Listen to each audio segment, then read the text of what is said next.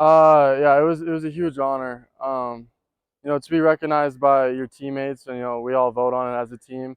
That was a pretty special moment, and just the six of guys that are the captains. I mean, those are a special group of guys, and I'm excited to continue to work and through leadership, and then do whatever it takes to get this team to the top. Yeah, if you were to tell yourself a year ago, before last season, that you'd be a team captain as a sophomore, you'd have all these preseason accolades, what would you kind of tell yourself? I don't know if I'd believe you for one. But now, I mean, now that it's kind of happened, I'd say just be humble. Continue to have that underdog mindset.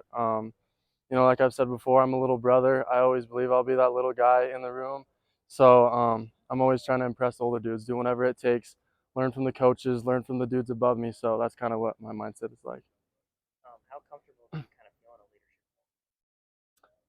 leadership I'd say, I'm getting more and more comfortable. I think for me, I'm not much of a vocal leader. I like to just, lead by example. I know a lot of people say that, but I think, through your daily habits and actions, you can gain respect in this program. And I think that's kind of what happened to me. I learned from dudes like Rylan Nort and Tommy and Brody and Marcus. Those are dudes that I would watch and copy and just watch from afar. And, watching how they go about their business and act like a professional, that's kind of what I try to embody in this program.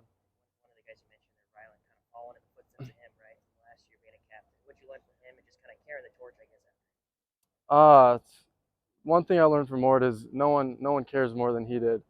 And if I can adopt that mindset, inspire the team and show them how much I care, I think that was the biggest reason why I respected Ort so much. There wasn't anything I wouldn't do for that guy, so that's kind of what I want to be for this team.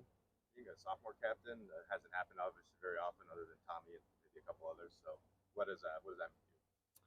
Um, yeah, I think it's rare, but I think in this program it just goes to show that you don't have to wait to be a leader. And if you're ready, if you're willing to put in that work, guys are going to recognize it, coaches are going to recognize it, and I think that's a pretty special part of what Montana State has to offer. You don't have to sit in the program for 2 or 3 years and be beat on by the older dudes. If you're ready, if you're willing to do whatever it takes, you'll get rewarded. Having two offensive linemen, the guys who paved the way for you Yeah, as captains. What are your thoughts I on think that's those pretty two? cool. Yeah. I was so honored to be, chosen with those two guys. I mean, those are dudes that I work close with as a running back. I have so much respect for them. I can't do my job unless those guys are all on the same page. So, um, I'll do anything for those dudes. What can you say about just choosing to stay here to be a Bobcat and playing for something bigger than yourself? Um, I'd say, I'm a Montana guy. This state means everything to me. Obviously, I didn't grow up around Bozeman, but Bozeman's my home now.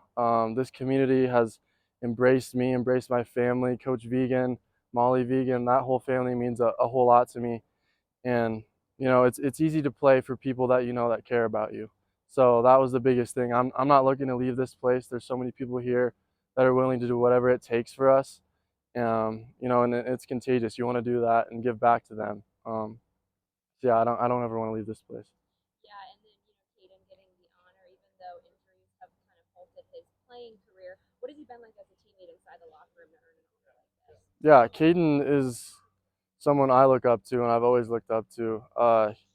His career hasn't gone, the way he's wanted with injuries, like you said, but he's never missed a beat. He's a guy that's he's here every hour of the day doing whatever it takes. PT, he's working with Brian from 6 a.m. all the way till after lift. So someone like that, you gain so much respect for, and that's what he's done in this program. Guys recognize that hard work he's put in, and obviously he's really talented when he's out here, and he's going to help us a lot this year. Just initial thoughts on preparing for Oregon and that game coming up.